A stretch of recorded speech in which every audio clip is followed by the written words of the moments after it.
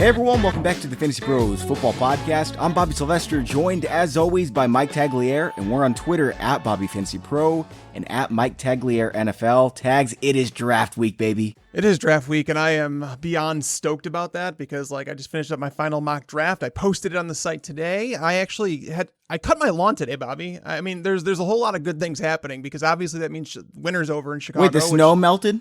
Yeah, all the snow is gone. I had to cut my yard, and I actually had time to do so. So I'm pretty psyched about this week, man. It's been a long time coming, and definitely can't wait to get out in Nashville and hopefully mingle with some of our listeners. I've really been looking forward to this. In fact, we were talking with our guest before the show about, I'd rather go to the NFL draft than the Super Bowl. Now, I'm going to get your take about this, Tags, afterwards, and then we'll talk to Kyle. Our guest is Kyle Yates. He's a writer for the Fantasy Footballers, and he's on Twitter at Kyle Y NFL. Kyle, what do you think about that? NFL draft or Super Bowl? You know what? I would 9 times out of 10, I would prefer to go to the NFL draft. The 1 out of 10 is going to be if my team, the Chicago Bears, is playing in it. If the Bears won't be in 1 out of 10 Super Bowls. I'm sorry. Hey, we're getting close. Yes. I think though, if it's the Bears playing in the Super Bowl, nothing's going to stop me from trying to get there. However, if it's the Patriots for the 6th or 7th time in a row, I'm good. I don't need to go. I'm good. I'll go to the NFL draft. All right, guys, we're going to get into draft talk. This is the Draft Primer show, and it's kind of just a free-for-all. It's going to be like 3 buddies sitting around talking about the NFL draft and kind of telling you guys what to look out for, maybe some props that we like as well. First, though, today's show is sponsored by PristineAuction.com. We've got a giveaway from Pristine Auction. We're giving away a signed Davante Adams helmet with a visor. This bad boy is beautiful, and one of our lucky listeners is going to take this home. If you sign up at FantasyPros.com/contest, it takes about 30 seconds to do. Tags, I was surfing Pristine Auction earlier today, as I do almost every single day, just to see if I can get some nice deals. There's always great deals out there. Tags, I don't get this. I saw a signed Saquon Barkley, like a nice jersey, went for $73. That would cost you $100 to buy. You add a Saquon signature, and you get this thing for $73? Are you kidding me? I think it's because people just don't want to wear it then. Because if you're buying it, I guess you can't wear it. But I actually had one of our listeners send me a picture of a Roquan Smith. They actually have, if you don't want to just buy the jersey and you want it framed, they actually sell them like that. And he got a Roquan Smith that's cool. Framed jersey that was signed by him with a few pictures on it too. And I think with shipping and everything, he told me it was like $125. So there's definitely deals to be had on there. Even if you wanted to wear it, if you wanted to, to showcase it to all your friends, you could do that. Yeah, that's not bad whatsoever. There's some great values on Pristine Auction, and best of all, everything's guaranteed authentic from only the most trusted sources. Again, that's PRISTINE auction.com, and check out our contest at FantasyPros.com/contest. It takes about 30 seconds to enter. All right, let's get on to the NFL draft, and the question on everyone's mind is, what is going to happen with this first overall pick? I'm wondering, are the Cardinals actually going to draft Kyler Murray? Are they going to draft Bosa? Are they going to trade the pick? And if so, who would it be to? Kyle, I'll let you start. What do you think is the most likely scenario at this point? Well, if you had asked me 3 days ago, I think I would have been pretty confident in saying that it would have been Kyler Murray. But in the past few days, we've kind of seen smoke screens. We've kind of seen a lot of other talk going around that it actually might not be a guarantee that it's Kyler Murray, the quarterback out of Oklahoma, and the Cardinals actually might be thinking about going with Quinnen Williams or, a Nick Bosa there. So you think it would be Williams over Bosa, perhaps? I think so. Just because with the Cardinals, they have Chandler Jones there on the outside, and they don't really have anyone of note there in the interior. So I would expect Quinnen Williams, and I think looking at the tape and the 2 prospects, Quinnen Williams just pops off the tape every single time. They're both incredible. They're so good. Exactly. They're incredible athletes, in their own rights, but Quinnen Williams has the chance to be a Aaron Donald type, impact player. So I'm still going to go with Kyler Murray at this point, just because there's been so much talk to this point, but it's definitely I'm less confident in it than I was 3 days ago. Tags, what are you thinking? Because last I talked to you when we did the live draft, and by the way, that's on YouTube now at youtube.com/FantasyPros. You can check out the video and see Tags' reaction to me picking Clelin Ferrell with the 4th overall pick. Tags, last I talked to you, you went with Bosa. So you think that the Cardinals are going to, hang on to Josh Rosen? It's sounding more and more likely that actually happens. Yeah, this is nuts, Bobby, because so the way it works with the final mock draft, I knew it was going to be coming out today, and I wanted to start writing it on Thursday, but I couldn't because I was like, I have to wait and see if there's any trades. I have to wait and find out, who's doing what, if there's any last minute visits, whatever is going on. I wanted to wait. So I spent Saturday and Sunday writing it, and I finally gave in. I said, you know what? It seems like the odds in Vegas, because when I started writing it, they were 500. It was minus 500 for Murray, which means you'd have to lay $500 to win $100. And Nick Bosa was at plus 225. And it was like, okay, I think I have to concede here. It's just that everybody's saying that Murray's going there. And, where there's smoke, there's usually fire. So I kind of followed that, and I was like, I'll go with that, even if it didn't make sense to me, because I've said this in my mock draft article, but I want to say it now on the podcast.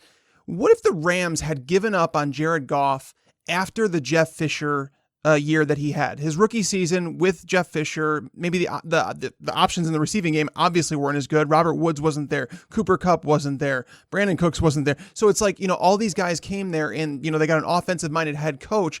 So it's like, when do we stop and say, Josh Rosen really never got a fair shake? He had essentially one receiver to throw to. He had a first-time head coach who was defensive-minded, no offensive line. I just feel like the smartest thing for them to do is to take Bosa or Quinnen Williams. Bosa's probably the pick, but this is just frustrating to me because I've gone back and forth, and I've told people, if they don't trade Rosen before the draft, I expect that pick to be Bosa, but these odds are driving me nuts. Yeah, it's kind of wild, isn't it? Because if you stick Josh Rosen from last year, his draft profile in this class, I think he's the 1-1 without question. He was a really good prospect. Now, it didn't work out.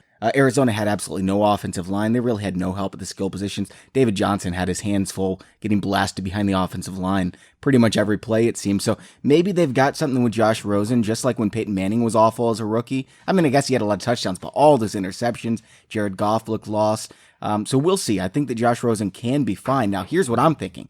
If I'm the Cardinals, first of all, I keep Josh Rosen, but I'm not picking Joey Bosa or Quinnen Williams. They're incredible. Don't hear me wrong. But some team is willing to trade up to 1-1 for Kyler Murray, and they will trade a boatload. Would you rather have 3 first-round picks or Nick Bosa? Yeah, Kyle, what's your take on that? Because, I mean, give me the picks. I just don't know who's going to trade up to number 1. Like, who's going to pay for Kyler Murray? I don't think that the Giants are willing to. The Bengals, not the Broncos, probably. I think the Bengals or the Dolphins would do that. I mean, to go from 11, even the Dolphins at 13, to go from that up to 1 is going to be a king's ransom. And I just don't think the Dolphins, where their objective is, all right, we're going to build this from the ground up. They're kind of in that rebuild mode. They signed Ryan Fitzpatrick. Okay. That kind of tells us what we need to know.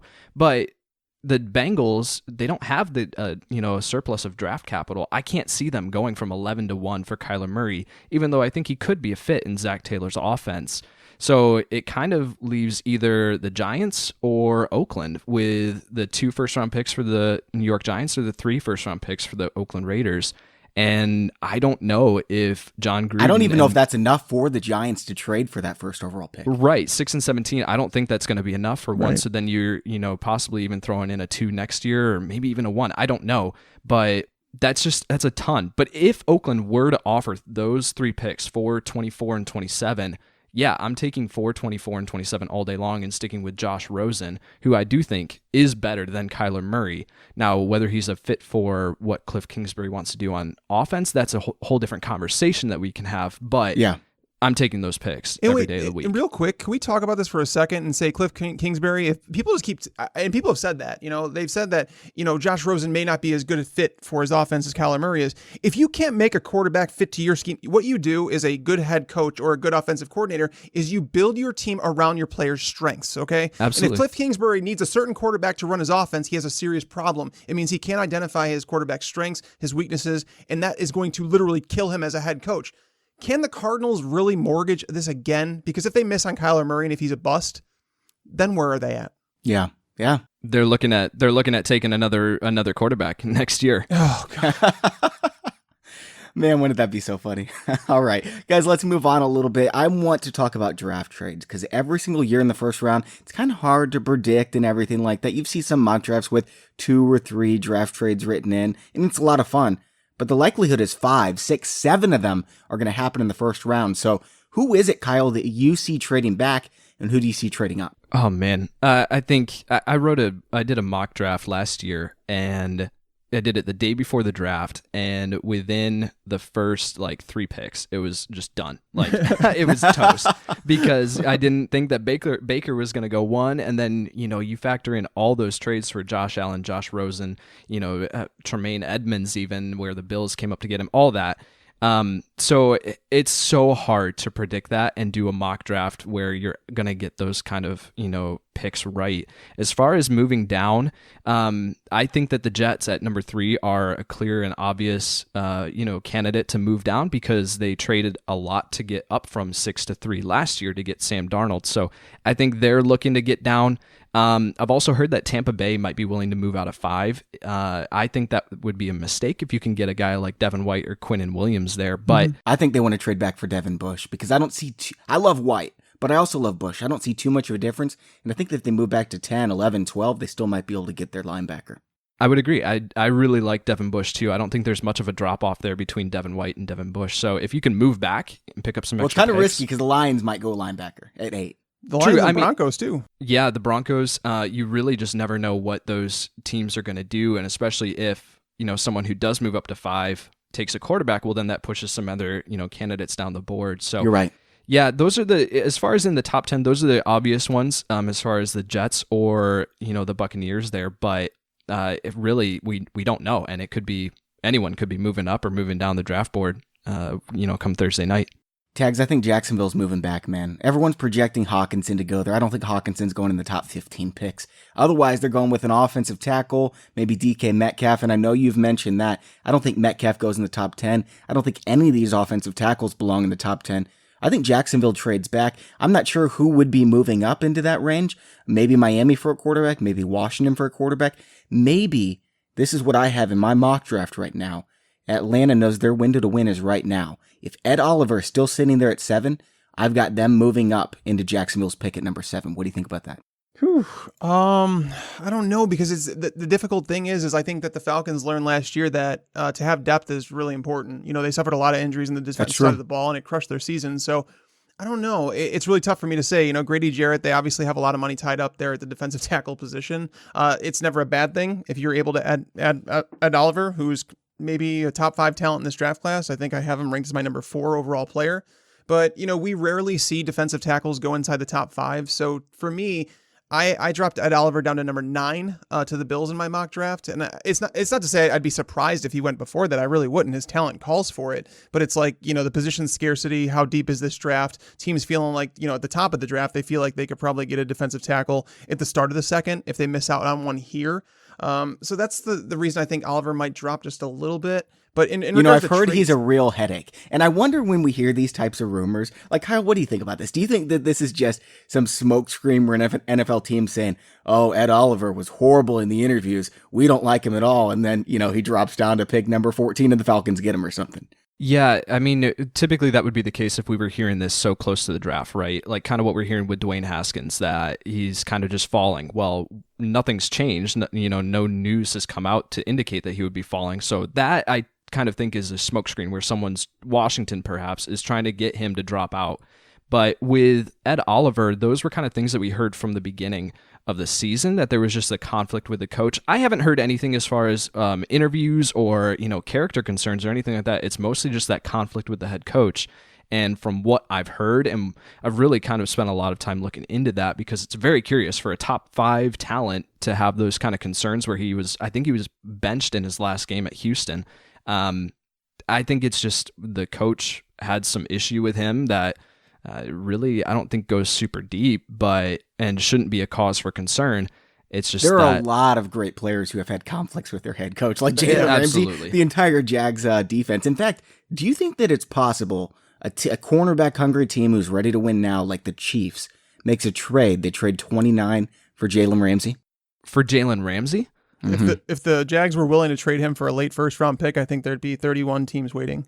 I would absolutely agree with that. I don't think he's re-signing with Jacksonville. I think the price would be low. Man, for Jalen Ramsey, I would want more than the number 29. I mean, he was drafted with the number 5, right? Tags, the number 5 overall pick he was a couple years ago. So, man, to go from 5 to 29, even though they already got 3 or 4 good seasons out of him. Yeah, I mean he's a phenomenal talent, but for him to go like a late first round pick is pennies on the dollar for the type of talent that he is. Yeah, that's like saying that you trade Jalen Ramsey for like a DeAndre Baker or something like that. Right, which I would take Jalen Ramsey.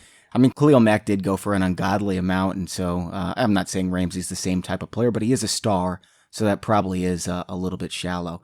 Guys, let's get back into the trades. Okay, so now we're outside the top 10. Is there anybody in that middle range that you see trading back? Maybe Tennessee, because they don't exactly have any needs. Pittsburgh's kind of the same deal. Baltimore, I could see any of these guys moving back, but especially Tennessee. Tags, what do you think about this one? I think that one of the teams that should look into trading into this range, especially if one of the linebackers are there, is the Ravens. The Ravens have to replace C.J. Mosley, and they haven't done it. I don't know what their plan is on defense, but it's not good. Okay, they lost Terrell Suggs, they lost Darius Smith, they lost C.J. Mosley, and they haven't replaced any of them. Like I don't understand. Brent Urban's gone too, so it's like Eric Weddle. They don't have a second round pick. And like, I'm like trying to figure out like what they're doing. And, you know, I know they want to be a run first team under Lamar Jackson, but in order to win with that type of game, you have to play defense. And I know that Harbaugh is a fantastic coach. They still have a fantastic secondary after signing Earl Thomas. Their cornerback unit, probably the best in football, depth wise. So I think they should trade up. I think they should look to trade up. How high do they have to go, though? Because I see 4 first-round linebackers, and I have them all going in the top 12. I mean, my only top 2 linebackers are Devin Bush and Devin White. And those are the only 2 that I think that they should move up for. And Josh Allen? What's that? Josh Allen? I mean, I understand he's an edge rusher, but he's outside linebacker. Yeah, same with Montez Sweat. Yeah, and Montez Sweat, that's someone I wanted to talk about in the show because, like, this whole heart condition thing, like, we saw it happen last year. Like, if you guys remember... He's not going to the draft anymore, which makes me think he might slip out of the first round. It's possible. Apparently, a few teams have crossed them off their board. And, you know, Maurice Hurst last year, he was considered a first-round pick, and he ended up dropping to the 5th round where the Raiders took him. But Montez Sweat, you know, the team that I have him going to is the Panthers at 16. I think he falls further than expected because I think a lot of people are expecting him to go top 10. But the Panthers did host him on a visit after this whole heart thing came out.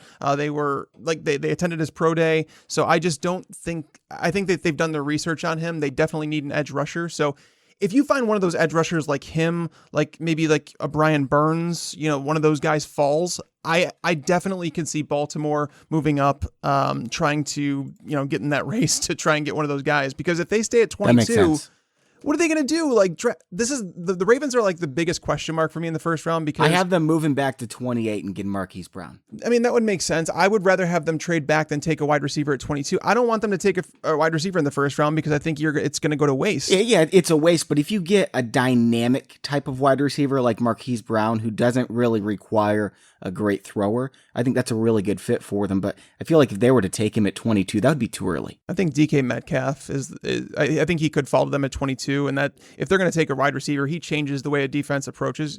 That is a defense that you have to approach a team. So I don't know, Kyle. What's your take on the Ravens in general and like Montez Sweat? Yeah. I was with the Ravens. I mean, they're at 22, but they don't have a second round pick from trading back up last year to get Lamar Jackson. So I think that they would be looking to move down where the strength of this draft, and I think we would all agree on this, the strength of the draft necessarily isn't in the middle of the first round. It's more in second and third rounds. So you can find some really, really solid players in those rounds. So I think that Baltimore would be a candidate to move back, like Bobby said.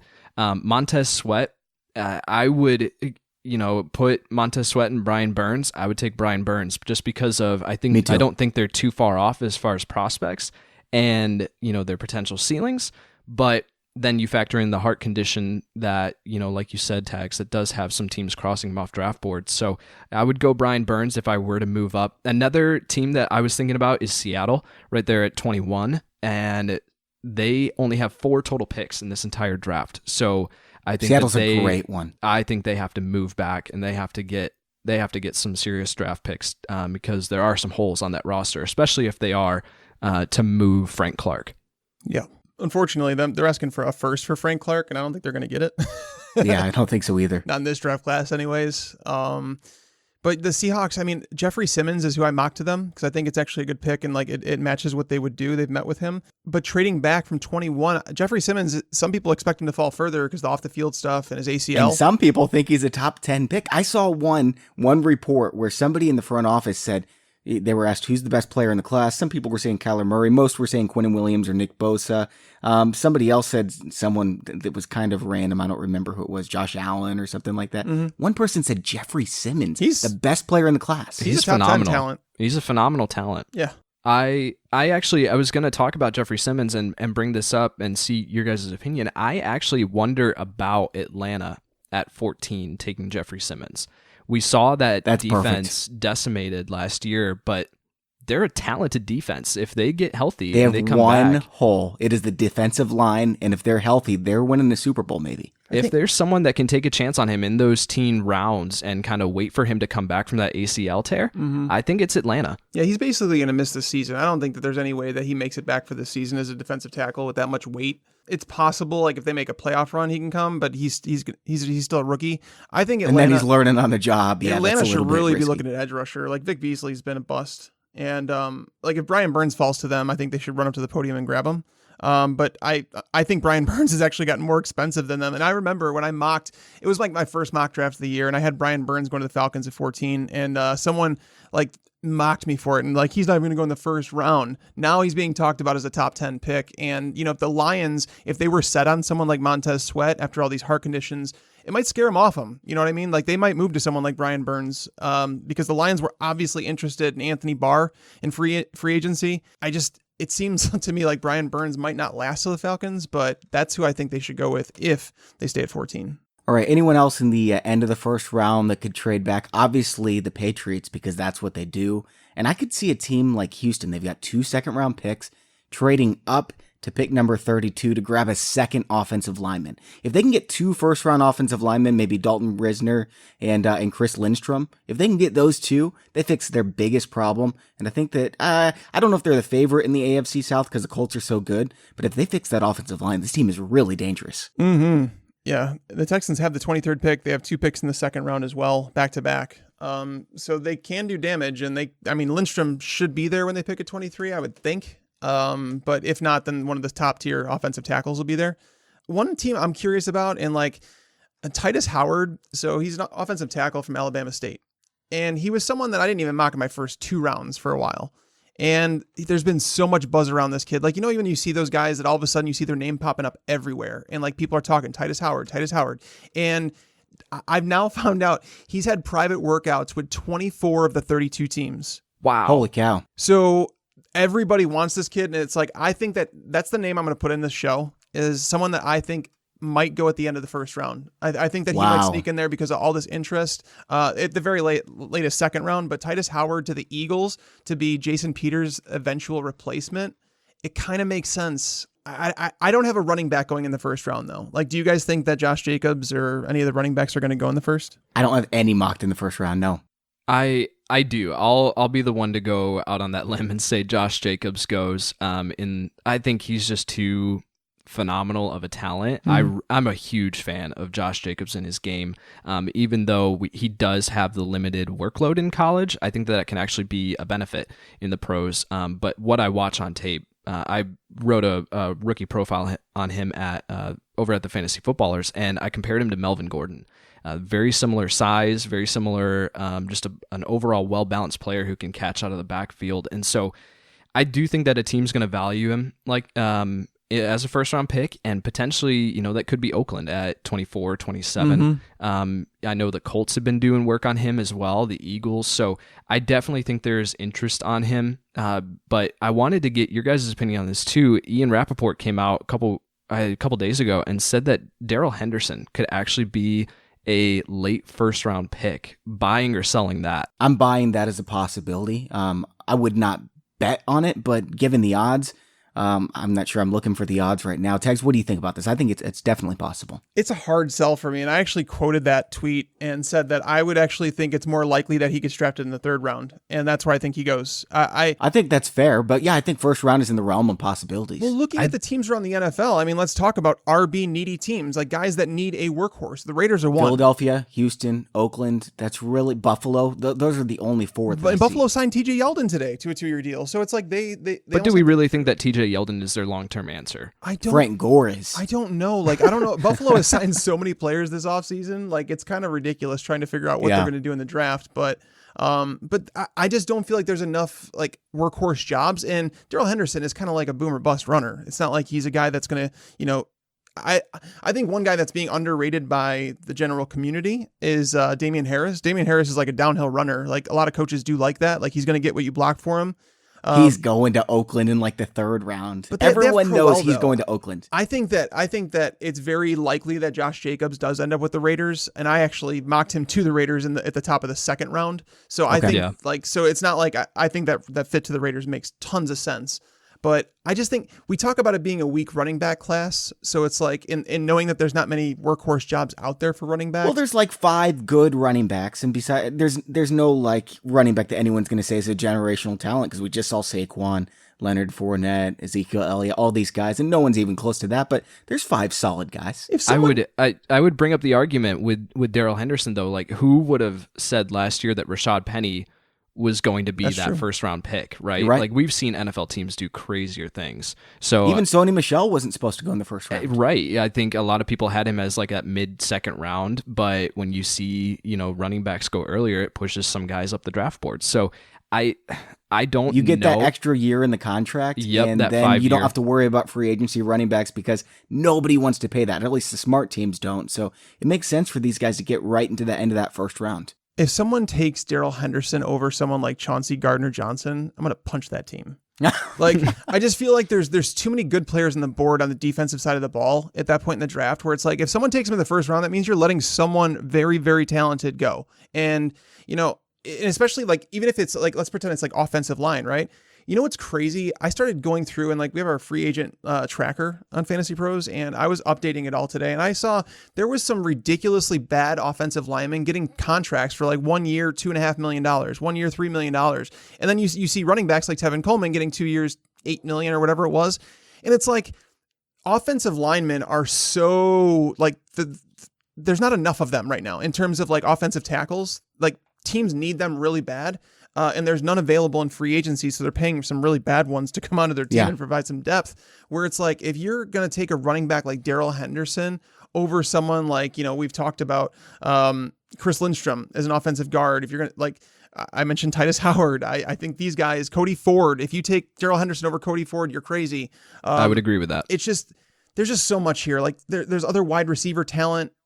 Darrell Henderson to me is a 3rd round pick. And honestly, I think he has to go to the right offense, and I mocked him to the Chiefs in the 3rd round, so it was actually at the end of the 3rd round. That would be good. And it would be a perfect fit for fantasy because I think Andy Reid's just a genius when it comes to his running backs. But that's funny. That's exactly where I wrote him up to, and that's exactly where I put him was the Chiefs. It seems like a perfect fit. Yeah, I've got him with the Eagles at 57, and he's plus 1,600 to be the 1st running back drafted. I would assume there's only going to be one running back drafted in the 1st round, so the odds are 16-1 that he is the 1st running back taken and that he goes in the 1st round. That's nuts. Crazy. Miles Sanders, by the way, is number 2 on that list, and he's my favorite. Everyone knows that. David Montgomery is the best pure runner in this draft. He's really good, too. Yeah. But Josh Jacobs, my comp for him was Pierre Thomas. I think people forgot about Pierre Thomas and how good he was. A lot of people are going to say Pierre Thomas, that's a bad comp. Pierre Thomas was a good running back. He was really good. He just was never like, I mean, he could play in a workhorse role every couple games or whatever, but like he was best served in a timeshare. And I think that Josh Jacobs, he might be that player. All right, guys, we're going to get to some more in just a second. But first, I want to remind you all that we've got a draft contest going on. So if you want to see how you compare to Mel Kiper Jr., Tags, and myself, Kyle, I'm sure you're going to get in this contest as well. We're doing a draft accuracy competition. So we're all going to fill out our drafts. You go to fantasypros.com/draft contest and you enter your 1st round mock draft. Whoever is the closest, we're giving away 1 lifetime premium Hall of Fame subscription to the guy who wins this, and 5 others are going to get a 1-year premium upgrade. So make sure to enter that contest. See if you can beat Tags. You're not going to beat me at fantasypros.com/draft contest. All right, Kyle, so here's what I want to do for this next segment. And Tags, I'm sure you've got one, so I'm going to let you go first while Kyle thinks of his. I want you to give me one bold prediction for the 1st round, like maybe one player who sneaks into that back end that nobody else is paying attention to. Yeah, mine would have been Titus Howard, the offensive tackle out of Alabama State. I think. Oh, yeah, you did tell us that already. You have to give us a second one. All right, let me give you a second one. One player that I think could sneak in that nobody is thinking about.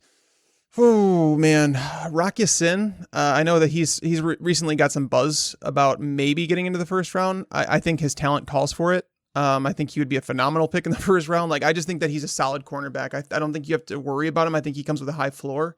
But in terms of other ones, I mean, yeah, I guess the biggest surprise I would have was Titus Howard, and I actually did mock him in there, so I kind of believe it. I've got Ya-Sin going 50th overall to the Vikings just for some depth. And he takes over when, what's his name, leaves next offseason. Can't even remember him because he's not Rhodes? even... Yeah, no, not Xavier Rhodes, the other guy. Trey Waynes. When Trey Waynes leaves next offseason, I think that whoever they draft this year will fill in. And they don't really have a ton of needs in Minnesota. Like, obviously, they're going offensive line in the first round. I think they go cornerback in the second. Yeah, and then they got Holton Hill getting suspended for more off-the-field crap. Yeah. I mean, they knew that was a possibility. Fortunately, so they have Mike Hughes that they him. drafted last year. Yeah. Okay, Kyle, who do you think? Who sneaks into the back end of the first round? Well, you sent me scrambling, and then Tags took my guy there with Rock Ya-Sin. So, I don't take mine. Kind of have to scramble again, but I don't know if I fully buy into this player going in the first round necessarily, but I'll phrase it as top 40 just because it's going to be hard to kind of find a place for him. But a tight end, Jace Sternberger out of Texas A&M. Some people have him as kind of that third round prospect. I have also seen other people compare him to Travis Kelce. So it seems like this is kind of a wide range on Jace Sternberger. And I'm a fan of his game. I have him ranked right behind TJ Hawkinson and Noah Fant as far as tight end rankings. So as far as like a bold prediction and a guy who I think would be kind of a surprise, I mean, New England at 32, if they stay put at that pick, I could see them going with a guy like Jace Sternberger over a raw upside kind of guy like Irv Smith or even Dawson Knox out of Ole Miss. I've got Sternberger going to the Patriots as well. Not at 32. I've got him going at 64 or 56. But you know what? I trashed on Sternberger's blocking, and I don't think he's that polished in blocking right now. Gronk was maybe the best blocking tight end that I've ever seen. So Sternberger has a long way to go to fill in those shoes. But in terms of being pass catching ready for the NFL, he's right up there with all the other guys in this class. And I think the Patriots, a lot of people are saying they're going to take a tight end at 32. And maybe they do take Sternberger, but I don't think they will probably need to. I think they'll wait until one of their late second round picks and grab this guy when everyone's thinking, oh, Irv Smith's still on the board at 32. He's going to the Patriots. And then the Patriots trade back. Yeah, you definitely have to know what you're getting in Sternberger, that he's not that blocking tight end. He's more of that move, that flex out wide, and is a receiving threat. However, I think nobody's going to be Gronk, yeah. Right, exactly. And I think that the Patriots have 12 picks in this draft, which is insane when you think about it. So I think that they could go with Jace Sternberger. They're early, whatever. If they move back, then take him. But then follow up with Foster Moreau out of LSU, who's a really good blocking tight end, and grab him in the third or fourth round to complement. So it's a definite possibility. Tags, what do you think? Any chance Sternberger falls in the top 40? I have him number 50 to the Vikings. I like Sternberger. His hands are phenomenal. Like, he's a possession style tight end. He led the team in receptions, yards, touchdowns, and it was only 1 year, and that's the reason I don't think he gets into the first round. But I think could he be a Colston that just turns into a wide receiver? Because Colston was a tight end in college. No, right. I remember being able to play him in Yahoo leagues. That was not great. That was good. Those were good times. But no, I don't think that's going to happen. I think Sternberger is fine. I wrote him up just recently, and my player comp for him, I came down to Jack Doyle. I just think that he's a very reliable pass catcher. He might be better in terms of as a receiver. Doyle might be better as a blocker. They both struggle at times in blocking. Some people actually like Sternberger as a blocker. I didn't think he was that good.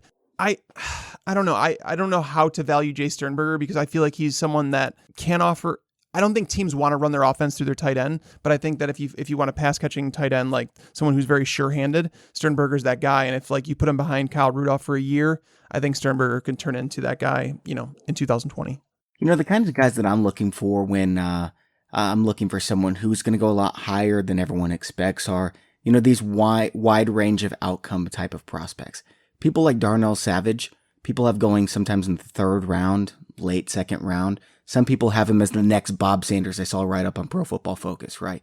And I love Darnell Savage. And I'm wondering if one of these teams who's just, they're themselves.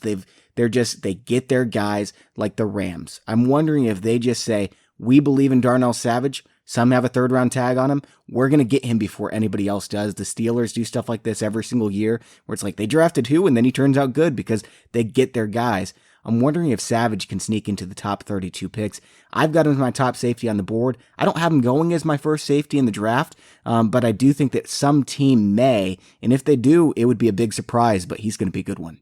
I do like Darnell Savage. I mean, and I think actually that's a pretty good call. I think that he's someone that could surprise and wind up in the first round. I do think I'll agree. I really like Savage as a prospect, and I think he's going to have a really good career in the NFL. However, it's hard for me to see him beating out guys like you mentioned him before, Chauncey Gardner-Johnson or like Jonathan Abram. Very good safeties in this class. Jonathan Abram. I mean, Taylor Rapp, even before he ran his 4.7 40 at his pro day, those were guys that were really were mocked very heavily in that later first round. So it's going to be hard for me to personally see Savage getting in there over some of those other guys. But again, we saw last year with Terrell Edmonds and the Steelers taking that safety there at the back of the first round. Mm-hmm. And you didn't even mention Nasir Adderley or Deontay Thompson, who a lot of people have the number 1 and 2 safeties in this class.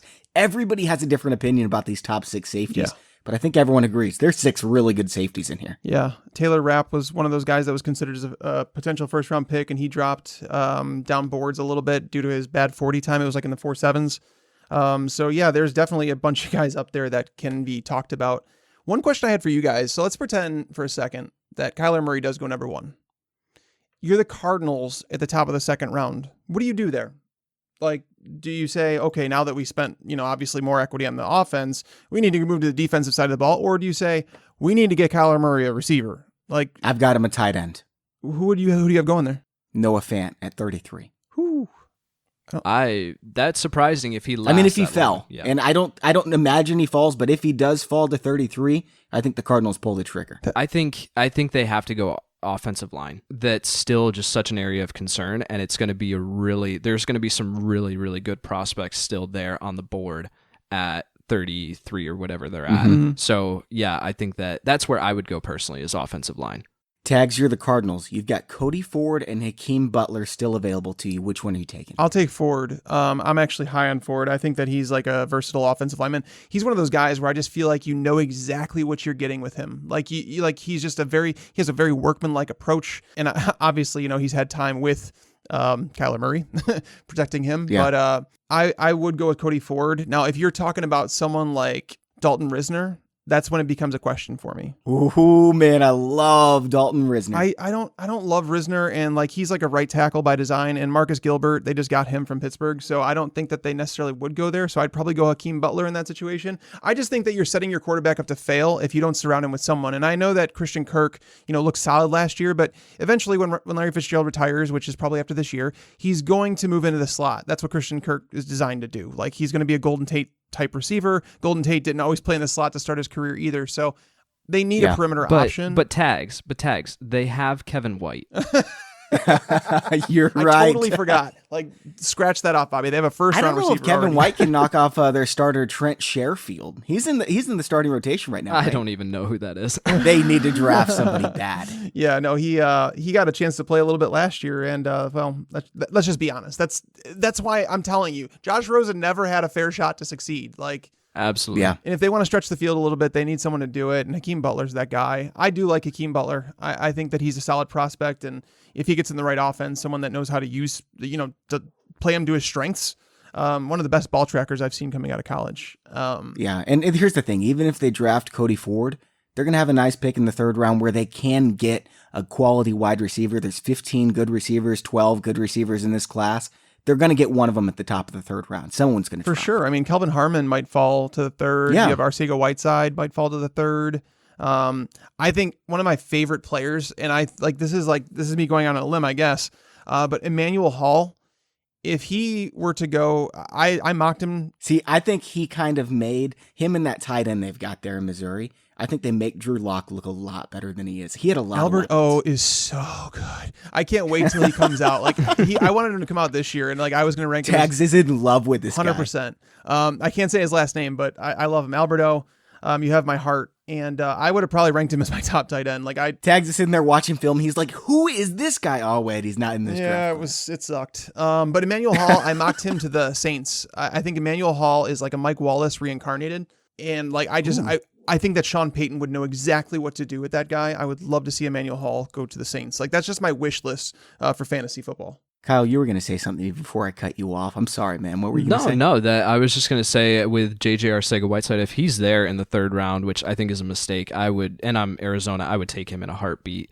Yeah. And to prove your point, I mean, with those wide receivers there in the third round, especially at the top of the third round, there's going to be some really, really good names still available. I mean, like you mentioned, Tags, Emmanuel Hall, who fits that outside receiver, which they need. They don't need another slot receiver. Guys like Terry McLaurin, who I'm really high on. I really like his game. I think Mecole Hardman is projected to go out of Georgia, is projected to go into the slot, but I could see him staying outside and kind of funcing as like a Taylor Gabriel kind of role. Where you would think that Gabriel, based on his size, plays inside, but no, he's out on the exterior there. So yeah, there's some real value there. So I think that if you go with a guy there at 33, I would address offensive line and then come back with wide receiver. But again, this all changes based on who was picked earlier. I think McLaurin could be like a Santonio Holmes type of guy. He's my sleeper to be the top wide receiver in this draft class. I'm not saying he has the most upside, but there's a lot of question marks about N'Keal Harry, DK Metcalf, not so much about A.J. Brown, but I do think that McLaurin does have more upside than A.J. Brown. He's going to be available in the third, maybe even the fourth round. So the Cardinals will have some options. Now, let me ask you guys this. If they go with Kyler Murray, obviously that means Josh Rosen is being traded. Who's trading for him? The Giants. And what are they going to get? That's the problem. Is like I believe that the Giants should trade for Josh Rosen. I mean, yes. I think his value is a top 15 pick. There's been rumors that some teams are thinking he's worth a third round pick. If that happens, that is absolutely nuts. There's two sides of it. There's who should trade for Josh Rosen and who will. Yeah. And I think who should is the New York Giants or the New England Patriots. But who will? I can see Washington giving up that 15th overall pick because they desperately need a quarterback. Yeah. Not named Case Keenum. Maybe Oakland trades 27 for him. That's what I've got in my mock right now. And then Arizona I've got them taking Kyler Murray, N'Keal Harry, and then Noah Fant at 33. That would be a killer start for the Cardinals. So here's a question for you guys. The Patriots, let's pretend that they don't take a quarterback, okay? That they don't take a quarterback at all in this draft. And well, we know they're taking Clayton Thorson, Tags. I already decided that for everyone. I put him in my mock just for you. I put him in the third round. Thank you. But no, if they don't take one, can we just say this? Can we say that the Patriots are going to, basically they're going to go out, they're all out, and they're going to try and win a Super Bowl, and when Tom Brady retires, just understand that they're going to suck for a couple of years. Like they're just not going to be very good. Is that what they're going to do, or are they going to groom? Because I think the Patriots are smart enough to where if Josh Rosen was available for a third round pick, they'd be like, okay, here you go. Like that's just something the Patriots would do. Like if it was a second round pick, it'd be like, okay, here you go. We got two of them. I can't believe that he would cost just a third round pick. I know that those were the reported rumors, and that's what some people have asked me, like, there's no way he's a third round. I'm like, I'm just telling you what I've heard. I don't know. You know exactly what's going to happen is they're going to, Tom Brady's going to retire and they're going to be like, well, our new quarterback is A.J. McCarron or somebody like that. And then they win 12 games and everyone's going to realize that Aaron Rodgers is a lot better than Tom They're going to get Ryan Fitzpatrick, who's on his 20th team. Yes. Can I give one player that I think that might go earlier than I initially thought? Go for it, man. Yeah. Jalen Hurd out of Baylor. He's a wide receiver. Well, he's a former running back that transferred schools right before his senior year. People looked at that very controversially. He switched positions, went to wide receiver, did really well at Baylor. He's 6'4", 225 pounds. He's a freak athlete. He was in on 7 different private visits. The 49ers, the Bucks, they're another team that makes sense for him or Emmanuel Hall. To take that Deshaun Jackson, like basically that field stretcher. Bruce Arians has always had that, whether it was, John Brown, J.J. Nelson. I think they need that outside wide receiver. The Cowboys brought Jalen Hurd in, the Eagles, the Jets, the Patriots, and the Vikings. So he's met with a lot of teams, and he was someone that people thought might fall the 6th or 7th round. He might go into the 3rd round. I think taking him in the third round might be a little bit too high and might be a mistake. I could be proved wrong in a couple years, but he's the epitome of that, moldable player. And we saw him transition from running back to wide receiver and do really well as far as improving his technique, being able to run those routes crisply. You watch his tape from the beginning of the year versus the end of the year, and you saw a drastic improvement. So I think that's going to be one of those players based on his size that a lot of teams, a lot of offenses are going to be dying to get him into their wide receiver room, but and could be the player that a coach takes and molds, and he turns out to be really, really good. Could he be the player that Cordarrelle Patterson was supposed to be? That's an interesting question, an interesting comparison. I just don't know if the NFL was ready for Cordarrelle Patterson. Like, I don't think offenses ran the way that they do today, and I think that teams can benefit from someone like that who could be versatile and run the football at 6'4" and 225 pounds.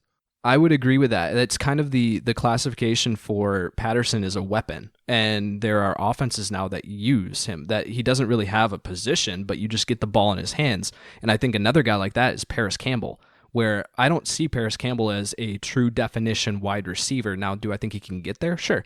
But he's one of those guys where you just get him the ball. You get him the ball in your offense, and he's from wherever, whether it's, in the backfield or, split out wide, and he's going to do great things for your offense. So yeah, I can see Hurd being that kind of Cordarrelle Patterson, what he could have been if he was in the in the league earlier. Yeah, I'm glad you brought up Paris Campbell, because I've got him going to the Jags at number 38. They need a weapon bad, and that's exactly what Campbell is. He's a weapon. There's been a lot of buzz that he's going to go a lot higher than everyone initially projected. Mm-hmm. Now, I want to throw another name in here. Tags, I've mentioned him before. Former wide receiver, still learning the position at cornerback. Justin Lane is an extraordinary talent. Rare combination of elite speed and length. The only corners who have matched this combo of elite length and speed are Jalen Ramsey, Xavier Rhodes, Antonio Cromartie, all Pro Bowlers. Justin Lane, I could see sneaking into the back end of the first round too. I can't remember who it was, but I wanted to tell you about that because I think you mentioned Lane before, and I can't remember who.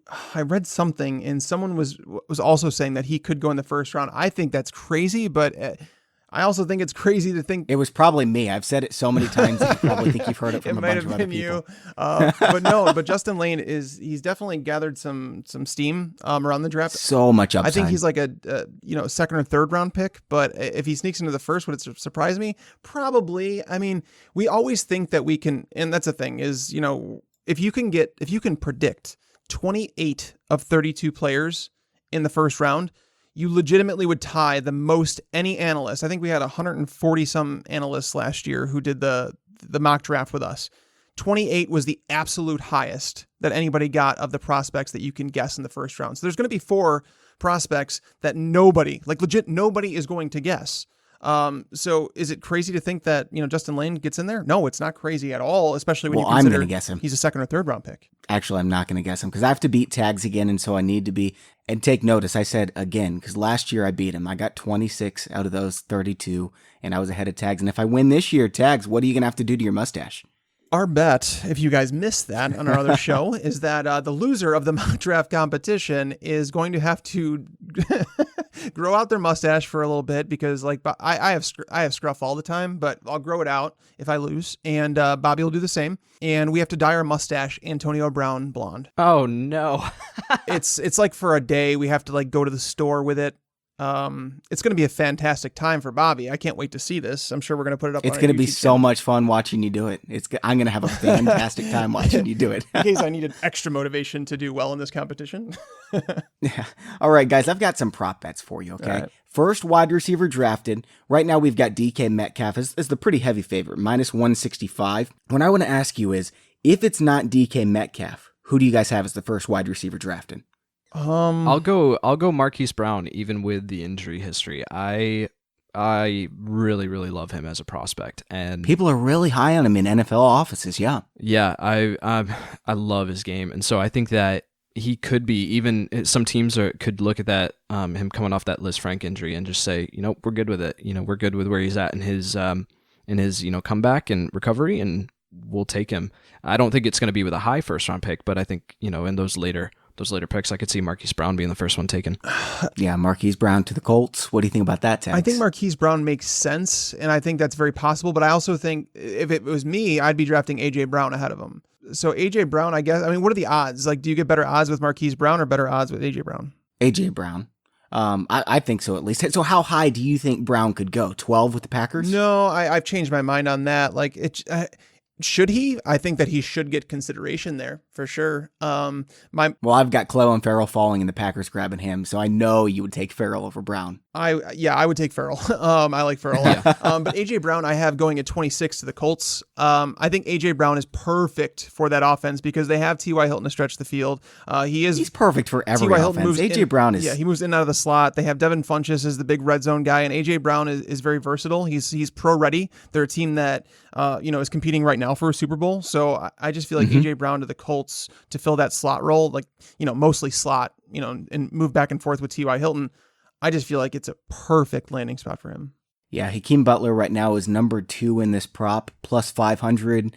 Marquise Brown, plus 550. AJ Brown, plus 600. I'd take N'Keal Harry at plus 1100. I think there's a chance he goes number 1 overall. He's every bit as athletic as DK. As the first receiver. I was like, what? As the first receiver. Yes, as the first receiver. He's very much in the same realm of athleticism as DK Metcalf. He is a lot quicker than DK Metcalf as well. Now, he's not faster, he's not bigger and stronger, but he's right up there with Metcalf, and I think that he's a little bit more polished as well. I wouldn't be surprised if a team like the Ravens takes him and just assumes, hey, he's more likely to help us than DK Metcalf, who's more of a project. That's the thing with... Yeah. Sorry, go ahead, No, Tex. Kyle, I'm going to let you go right after this because I need to hear what you're going to say. I have never, ever, ever been further from the consensus on a wide receiver. I don't like N'Keal Harry. I don't like him. I'm going to have to fight you now. I'm not saying we're going to Nashville. We're going to fight. I don't think he's stage. a terrible receiver. He is not a number 1. If you draft him to be your number 1 receiver, you're going to have some real problems, problems. So false. And the thing is, I usually understand where people are coming with wide receivers. If you can't separate at the college level at Arizona State, you're not going to separate in the NFL. Oh, you mean like DK Metcalf? Metcalf can separate. Yeah, questionable. Metcalf can separate. It's a question of him turning back towards the ball, but that's a separate conversation. Anyway, what I was about to say was I think the thing with this wide receiver class is it's so hard to come to an agreement on where who's going to go first. Like in previous years, it was pretty easy to say, okay, this player X is going to be the first one taken, and he'll be taken around here. But with this wide receiver class, it is so dependent upon what you need from wide receiver. Do you need a slot guy? Do you need, a big red zone threat? Do you need, that guy who's going to be able to stretch the field? What do you need as a NFL team? And that's going to dictate who you're going to take, whether you like Marquise Brown over AJ Brown or whatever that looks like. It's so difficult. All right, guys, next prop. How many quarterbacks are going to be drafted in the first round? Over 3.5 is minus 200. Under 3.5 is plus 160. So I guess the question is, do you think that Drew Lock and Daniel Jones both go in the first round? Tags, what do you say? I have 4 quarterbacks going in the first round, so I'm definitely saying over. Me too.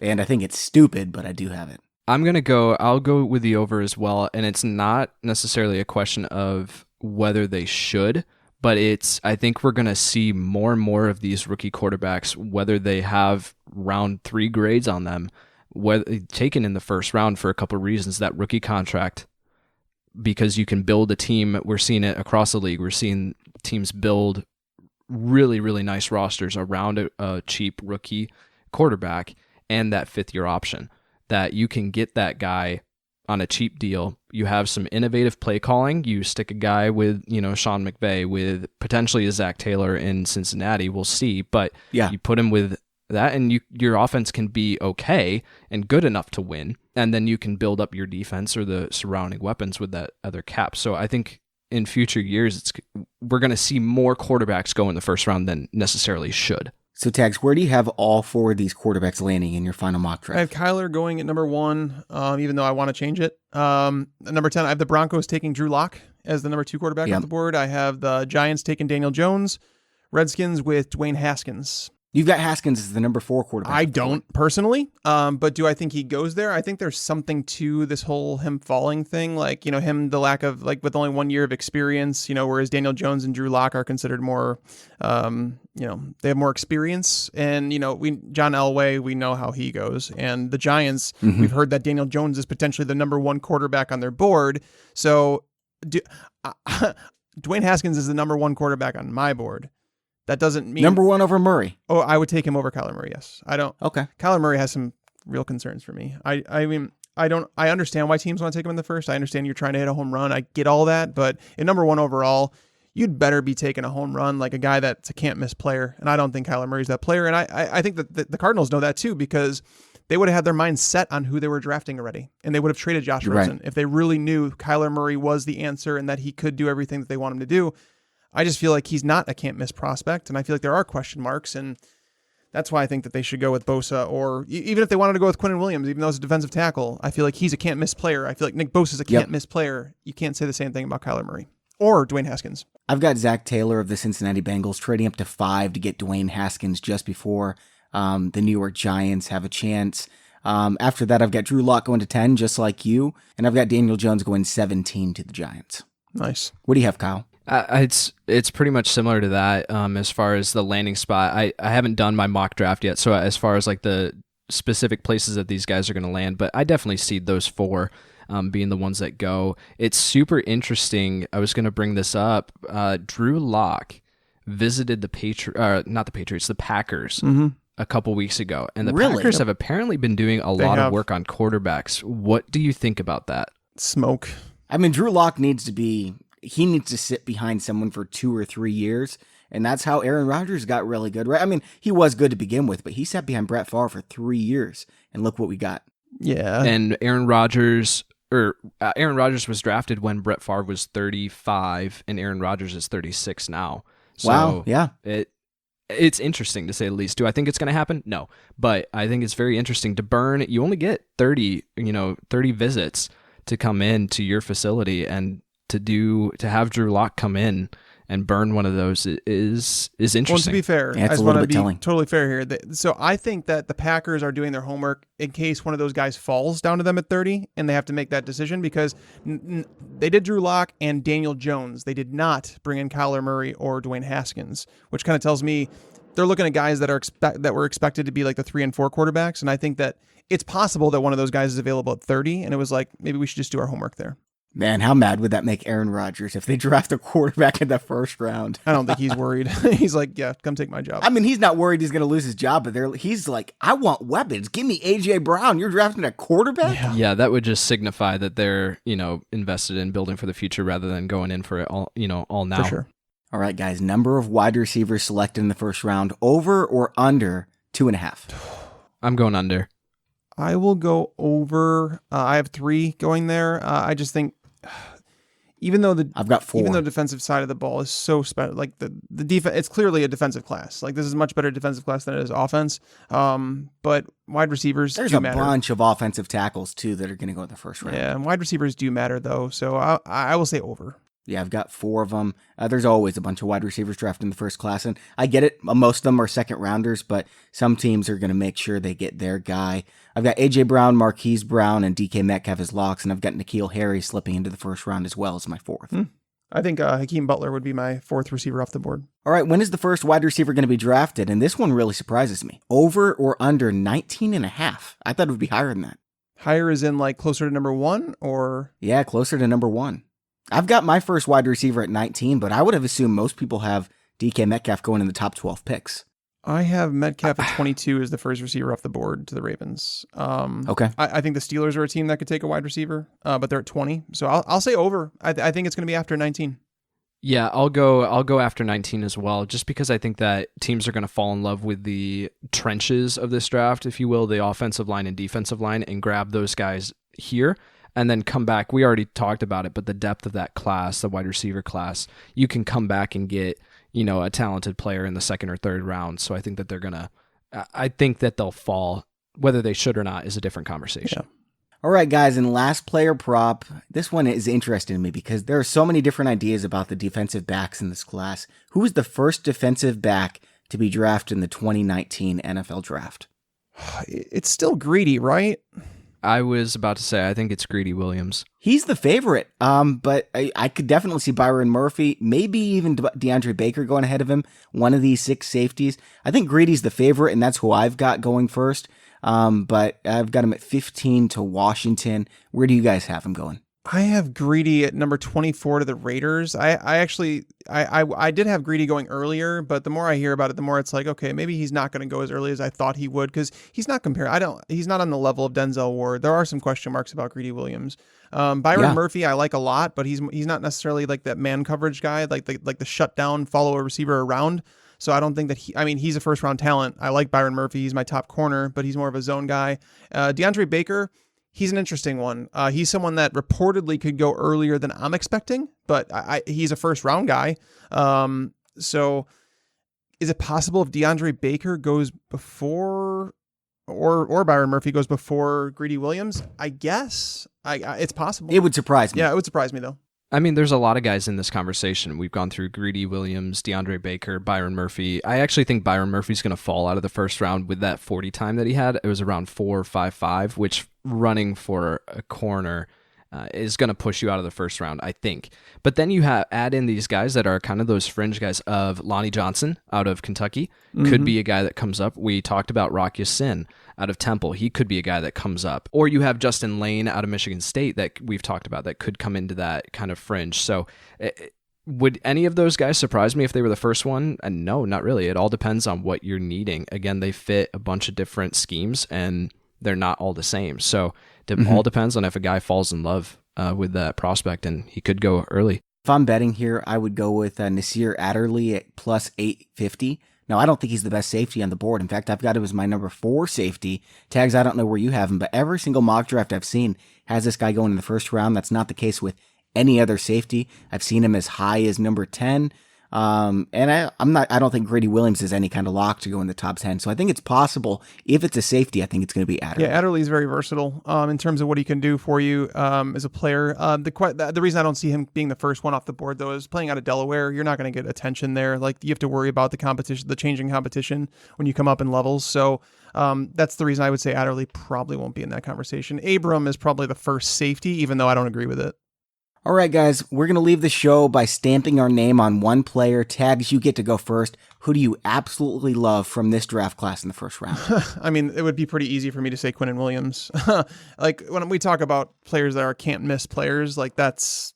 I mean, if you wanted me to name one player per position, I could do that too, but that would take a while. Sure. But yeah, give me a name that everyone doesn't consider to be a lock. Like, who's your guy? Yeah, like I said, I mean, I think Devin Bush is a phenomenal football player. Tag, stop taking my guys. I've been continually mocking him in the top 12 because I don't see any reason that he should fall outside the top 12, especially when you consider the drop off after Devin White and Devin Bush. It's just so, I actually think Devin Bush might be a safer player than Devin White. I don't think there's a big talent gap between the two, but Devin Bush is just so consistent. He's a leader. He is a little short, but I fell in love with him when I watched his film. And Clelin Ferrell is another one I'll put on there. Is just someone that I feel like he's undervalued in this draft class, but it might not be by actual NFL teams though. Like, Clelin Ferrell might go earlier than a lot of people think. I figured that's who you were going to say was Ferrell. Yeah, I love Ferrell too, but we got a lot of crap for mocking Ferrell at number 4, but these kind of things happen, guys. Sure. Teams fall in love with a player, and he's got tons of upside. Okay, Kyle, who are you going with? Yeah, well, I was going to go with Devin Bush too, because I think that if he fits that role of coming down to stop the run, and he is just a sideline to sideline, guardian, kind of like what we saw, obviously different players, but like the impact that Leighton Vander Esch had and how people just fell in love with him because nothing got by him. Devin Bush is kind of that player where he's extremely fast.